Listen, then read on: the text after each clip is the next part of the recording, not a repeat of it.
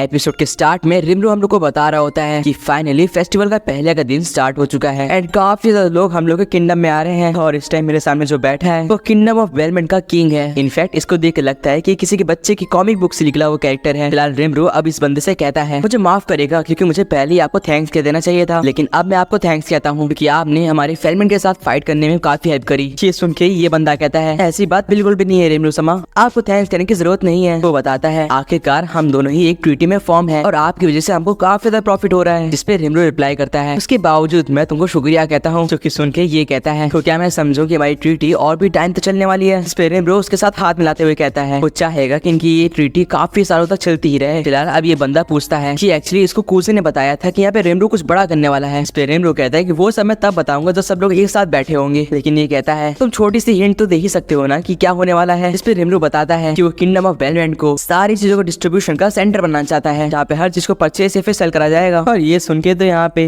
ये लेडी कहती है माय लॉर्ड हमें ये सक्सेसफुल बनाना ही होगा क्योंकि इसमें हमारा काफी प्रॉफिट निकलेगा। फिलहाल वहीं पे वो बात खत्म हो जाती है और अगले सीन में हम लोग ड्वार्विन किंगडम के किंग गेजेल को देखते हैं। इसको तो तुम लोग जानते ही होगे। फिलहाल यहाँ पे गेजेल कह रहा होता है तुम्हें पता है रिमरू तुम मुझे बार बार यहाँ पे बुलाते हो जिसके लिए मुझे काफी परेशानी होती है। एट द एंड बार बार यहाँ पे पेगासस के साथ अपनी पूरी टीम के साथ आना काफी मुश्किल हो जाता है। जो कि सुन के रिमरू कहता है ये सही कह रहा है, ड्वार्विन किंगडम से यहाँ पे आने में काफी टाइम लगता है, मुझे जल्द से जल्द यहाँ पे ट्रेन को फॉर्म करना पड़ेगा ताकि ट्रांसपोर्टेशन ईजी हो जाए। फिलहाल यहाँ पे गेजेल पूछता है मुझे सुनने में आया था कि तुम्हारी यहाँ पे हिना तक साथ फाइट हुई है, लोग कह रहे थे कि वो ड्रॉ था लेकिन मुझे पता है तुम वो जीते थे है ना। मिस्टर रिमरू कहता है तुम्हें कैसे पता। गेजेल कहता है ऑफ कोर्स ये बात है मुझे पता होगा, अब मुझे ये बताओ कि तुमने उनके साथ क्या बातें करी हैं। इस पे रिमरू कहता है तुम क्या कह रहे हो। और गेजेल कहता है कि काफी टाइम से वेस्टर्न होली चर्च का हमारे साथ नेचर अच्छा नहीं चल रहा था, लेकिन एक बार में ही वो हमारे साथ काफी अच्छे से पेश आने लग गए हैं। जो कि सुन के रिमरू कहता है अरे हाँ मुझे याद आया, जब मैंने उनसे ट्रीटी फॉर्म करने की बात करी थी तो मैंने उसमें किंगडम ऑफ ड्वार्विन को भी इंक्लूड करा था, शायद से इसीलिए। अब ये सुन के गेजेल कह रहा होता है तुम ये सब मेरी बिना परमिशन के कैसे कर सकते हो, और वो काफी गुस्सा भी लग रहा था। इसके थोड़ी देर के बाद वो रिमरू को काफी सुनाता है ताकि आगे से रिमरू ऐसा ना करे। गेजेल यहाँ पे डोनट खाते खाते बोलता है तो तुम्हारा कहना है कि ये सब के पीछे 7 डेज ऑफ क्लर्की का हाथ था। इस पे रिमरू कहता है हाँ तुमने बिल्कुल सही समझा, वही लोग थे जो यहाँ पे सारे क्रूसेडर्स के अंदर पॉइजन भर रहे थे कि हम लोग उनके लिए खतरा है। फिलहाल अब सब कुछ सही हो चुका है। इस पे गेजेल कहता है वेल उस हिसाब से तो यहाँ पे उनका ऑफर ठुकराना वो एक बहुत ही बड़ी बेवकूफी होती, और वैसे भी अब मैं इस फेस्टिवल को एंजॉय करने वाला हूँ ठीक है ना। इस पे रिमरू कहता है तुमने बिल्कुल सही कहा, और वो चाहेगा कि गेजेल इस पूरे के पूरे यहाँ पे फेस्टिवल को अच्छे से एंजॉय करे। और अगली सीन में हम लोग यहाँ पे यॉम को देखते हैं जो कि कह रहा होता है जैसा मैंने प्रॉमिस करा था मैं किंगडम ऑफ वेलमेंट का किंग बन चुका हूँ। और यहाँ पे रिमरू उसके सूट को देखते हुए कह रहा था सच में इसके ऊपर सूट काफी अच्छा लग रहा है। यॉम को देख के रिमरू कहता है कि वो लोग यहाँ पे दूर से चल के आए उसके लिए शुक्रिया। इस पे यॉम कहता है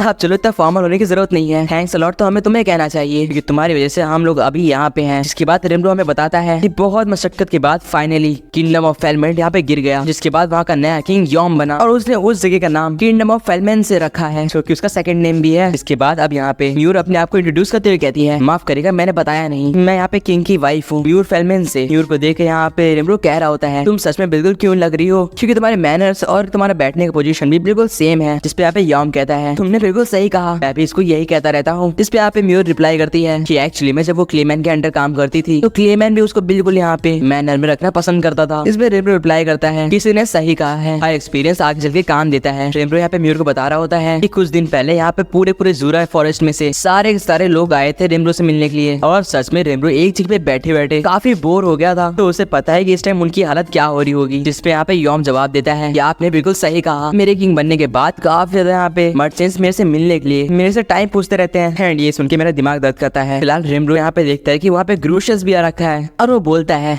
अगर मैं गलत नहीं हूँ तो तुम हेड ऑफ द नाइट्स बन चुके हो ना। इस पे ग्रूशियस रिप्लाई करता है हाँ बिल्कुल सही कहा, मेरे को ये वैसे करना नहीं था लेकिन इस बेवकूफ ने जिद कर दी थी। इस टाइम भी मैं दिल से जी मलॉर्ड क्रेन के लिए काम करना चाहता हूँ, बस मैं इस बेवकूफ की थोड़ी सी मदद कर रहा हूँ। तभी वहाँ पे एक बंदा इन दोनों को ही कहता है यॉम समा ग्रूशियस समा आप ऐसे बिहेव नहीं कर सकते, जी मलॉर्ड रिमरू को हमें इम्प्रेस करना है। हम लोग को मालूम पड़ता है कि ये यॉम की तरफ से एक अटेंडेंट है और इसका नाम ईगर है। इसको देख के यॉम कह रहा होता है तुम सच पे अपने काम में माहिर हो ईगर। फिलहाल यहाँ पे रिमरू कहता है तो तुम हो ईगर, अगर मैं गलत नहीं हूँ तो तुम यहाँ पे किंग एडमिरस के सन हो है ना। इस पे ईगर कहता है तुमने बिल्कुल सही कहा और मैं एक फॉर्मर किंग भी हूँ। रिमरू कहता है तुम जो काम कर रहे हो वो काफी मेहनत का है लेकिन तुम उसे बहुत ही अच्छे से निभा रहे हो और ये काफी अच्छी बात है। जिसके बाद वो कहता है फिलहाल मेरे पास तुम्हारे किंगडम के लिए एक बहुत ही बड़ा गिफ्ट है, और वो डियाब्लो से रिक्वेस्ट करता है वो गिफ्ट देने के लिए। जिसके बाद डियाब्लो एक छोटी सी बुक टाइप की चीज यॉम को पकड़ाता है, लेकिन जब उसको ईगर देखता है तो वो कहता है ये इसमें क्या लिखा है कि आप सच में हमारे ऊपर जितना भी यहाँ पे कर्ज था उसको उतार रहे हो। ये सुन के ग्रूशियस की भी आंखें चमक जाती है कि आखिर रेमब्रो ऐसा कैसे कर सकता है। इस पर रेमब्रो रिप्लाई करता है जबकि यॉम वहाँ का किंग बन चुका है तो हमें वहाँ से पैसे लेने की और जरूरत नहीं है, और वैसे भी हम लोग के पास 1500 कुछ कॉइन्स तो आ ही चुके हैं। लेकिन उसके बावजूद ईडर कह रहा होता है लेकिन ये तो बहुत ही बड़ी कीमत है, आप इसको ऐसे कैसे माफ कर सकते हो। तो रेमब्रो रिप्लाई करता है सोचो तो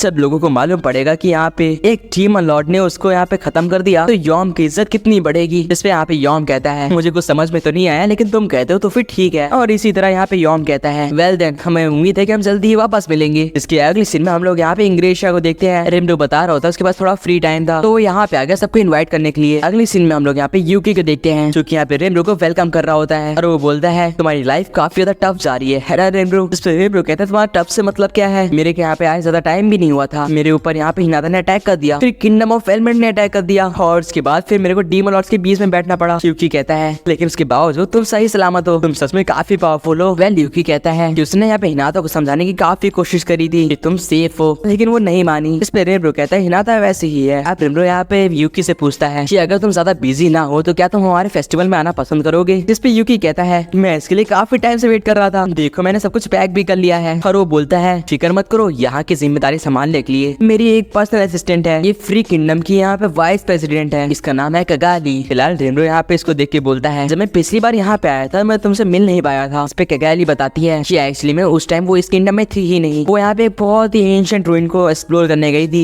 यूकी बताता है कि उस एंशिएंट रूइन में से काफी चीजें बेची जाती हैं और उसका सारा प्रॉफिट यहाँ पे कगाली को मिलता है। इस पे रेमब्रो रिप्लाई करता है मुझे नहीं पता था कि तुम पुरानी चीजें भी बेच के पैसे कमा सकते हो। कगाली बता रही होती है कि ज्यादा कुछ नहीं, वो बस अपने खर्चे को निकालने के लिए यहाँ पे उन चीजों को बेचती है। रेमब्रो पूछता है वेल देन वो रूइंस कहाँ पे आती हैं, क्या वो तुम्हारे नेशन के अंडर आती हैं। जिसपे यहाँ पे यूकी रिप्लाई करता है ये कहना काफी मुश्किल है कि वो हमारे फ्री किंगडम के अंदर आती हैं। एक्चुअली बात ऐसी है कि वो रूइन एक डेजर्ट में पड़ती है जिसका नाम बैरन लैंड है और उसके ठीक ऊपर थोड़े से राइट साइड में यहाँ पे डीमन लॉर्ड ड्रैगुल का किंगडम है, इसलिए उसको कोई भी अपना बनाने से बहुत ज्यादा डरता है। अब रेमब्रो को इतना सोचते हुए देख के यूकी पूछ ही लेता है कि क्या कोई दिक्कत है। इस पे रेमब्रो बताता है एक्चुअली में यहाँ पे क्लेमैन के किंगडम में एक बहुत ही एंशिएंट रूइन है जिसके बारे में मुझे ज्यादा कुछ नहीं पता। और ये सुन के ये दोनों ही शॉक थे कि क्लेमैन के पास भी एक रूइन है। रेमब्रो कहता है मुझे पता है ये कहना थोड़ा सा गलत होगा उन लोग के सामने जो कि रूइंस को एक्सप्लोर करना अपना प्रोफेशन बना के रखे हैं, लेकिन मेरे को लगता है कि एंशिएंट रूइंस में जो भी चीजें उनको वैसे ही रहना चाहिए ताकि हम लोग आगे चल के भी ये पता लगा सके कि पहले के लोग कैसे रहते थे। ये सुन के यहाँ पे यूकी कहता है तुम सच में काफी रोमांटिक हो रेमब्रो। इस पे रेमब्रो रिप्लाई करता है खुद मैं पहले से ही हूँ, लेकिन यहाँ पे कगाली इस पे रिप्लाई करती है कि अगर ऐसी बात है तो ये तो काफी बढ़िया है। रेमब्रो कहता है कि वो चाहता था कि कोई प्रोफेशनल उसको जाके एक्सप्लोर करे